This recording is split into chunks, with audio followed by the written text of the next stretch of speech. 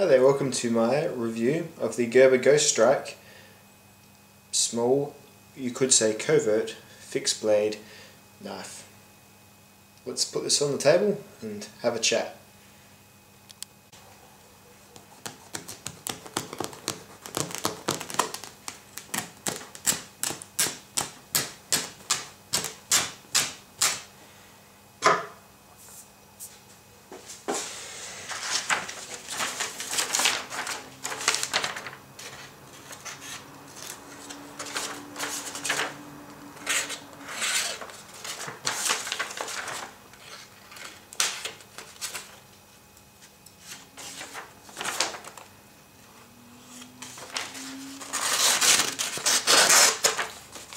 As you can see, the factory edge is a bit lacking, so it's definitely a job for the workshop before you get into doing too much heavy cutting.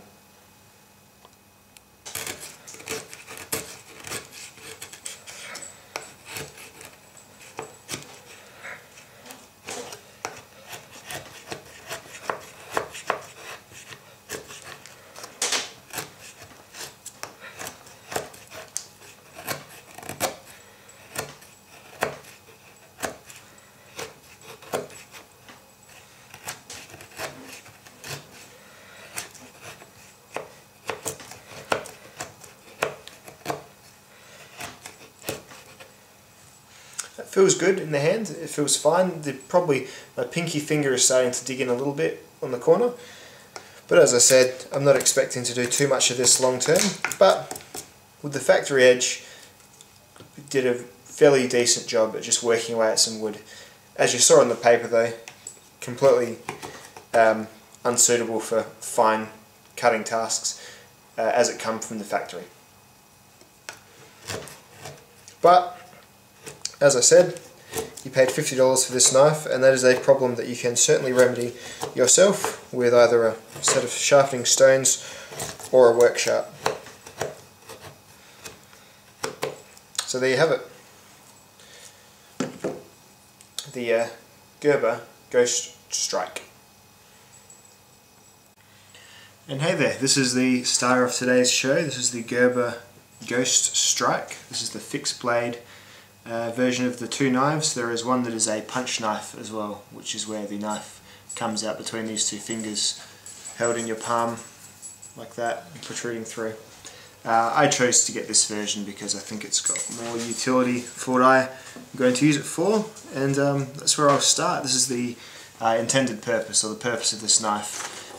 Gerber sells this as a somewhat last-ditch self-defense knife, and the advertising campaigns show it strapped to legs and smalls of backs of tactical type SWAT officers and things, and that's fine. It would work very well for that, I'm sure. However, me as a normal person who isn't planning on using it in any sort of aggressive or defensive role, my purpose will be a everyday carry type utility fixed blade.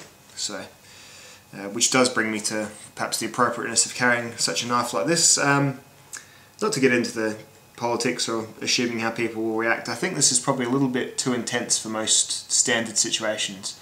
However, I think it's a great idea for a backpacking or a wilderness option where you don't want grit and sand and crap getting into your pivots of your knives. So that's what I'll be using it for when I'm in the great outdoors, perhaps away from people, and it'll be my little work knife or my little task knife paired with my survival and my bushcraft knife.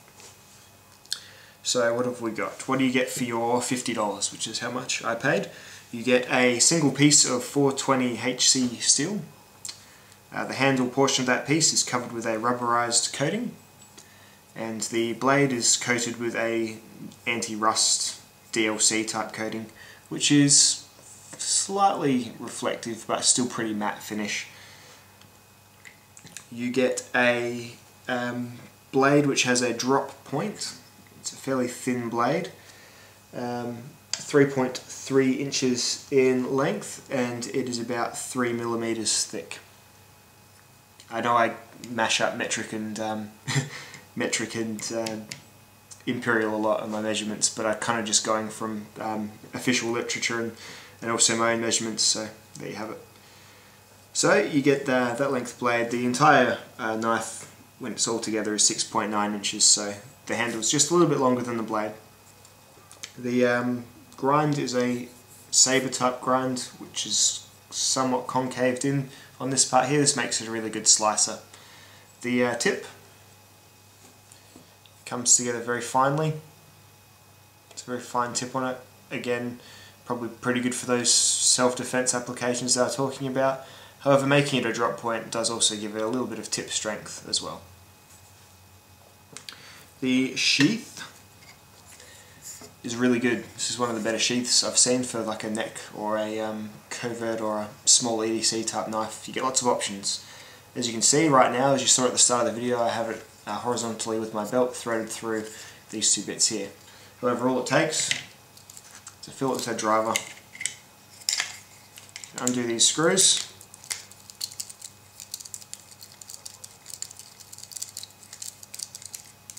Quite easily.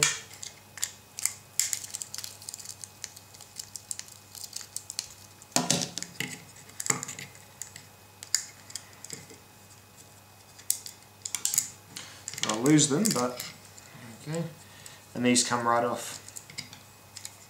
So what you could then do is perhaps just have this as a neck knife. You could put some paracord through there. You could take this piece off. You could put your paracord through here and hang it upside down. Or you can reattach these going this way and carry it vertically on your belt.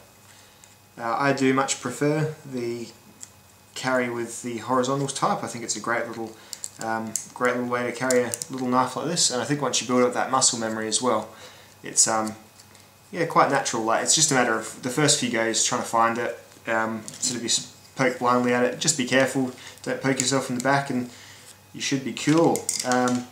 I would always just recommend wearing I had my shirt tucked in, but I usually have my shirt hanging over it just so people don't see it and ring the popo or just call you out on it. It is a really small knife though, and I'm sure while it's good if you're a trained knife defender, I think most people would be better just to see it as, like most knives, purely for utility. There we go. So, yeah, one of the better sheaths. It's made of like a plastic, and the knife snicks in there really comfortably, and from either way as well, so you can't sort of blunt your edge or jam it up or anything like that. It's held with these two sort of plastic clips that go in around the contours of the knife. You'll see the knife has two dips, one there and one there, and that's why they're there. In terms of general comfort, I find it quite comfortable. I have medium to larger sized hands.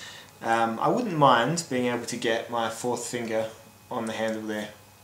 It's sort of just floating out in space a bit.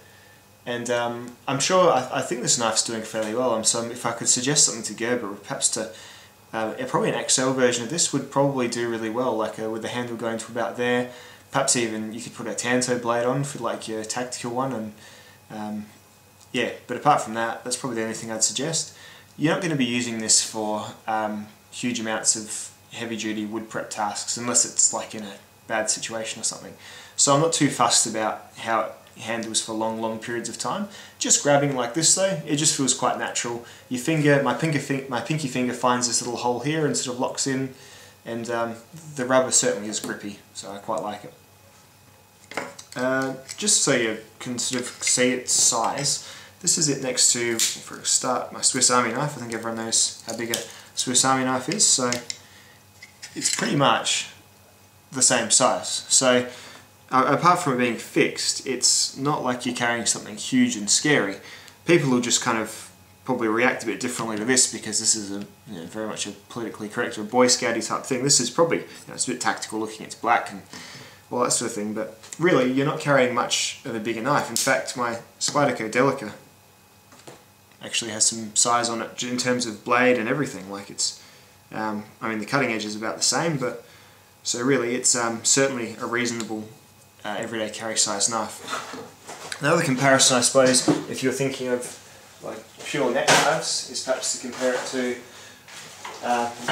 my only other neck knife, which is the Becker Escobar, and this is a different breed of neck knife for a different purpose. So what you've got here is something much more focused on heft and being somewhat indestructible. So you've got a very basic flat grind, you've got quite a rough coating there to stop any form of rust on. You've got a very sort of thick spine there, you've got the 3/16 of an inch thick spine. And with the handles it's probably a bit more comfortable to do long-term tasks with. However, less comfortable to carry on you every day, all day as an EDC type blade. So different purposes, different strokes for different folks. If you are only likely to use a folding knife for your everyday carry, you can probably give this one a miss. But if you're interested in something that's a bit lighter than this, that you wouldn't mind giving a shot on your belt for a little while, perhaps just having it as one of those little options when you wake up in the morning, which knife am I going to carry? You definitely couldn't go too far wrong with a Gerber Ghostrike, especially at the price. 420HC is proven to be done quite well by Gerber, I think. I've had their 420HC LST knives, and it's a good steal for what you pay for it. I mean, if you paid $100 for it, you're probably not getting your money's worth, but $50, American made, 420HC in a fixed blade that is well designed with the sheath, I think is a really good deal. So, that's about all I have to say about that. Thanks very much for watching, and I'll see you next time.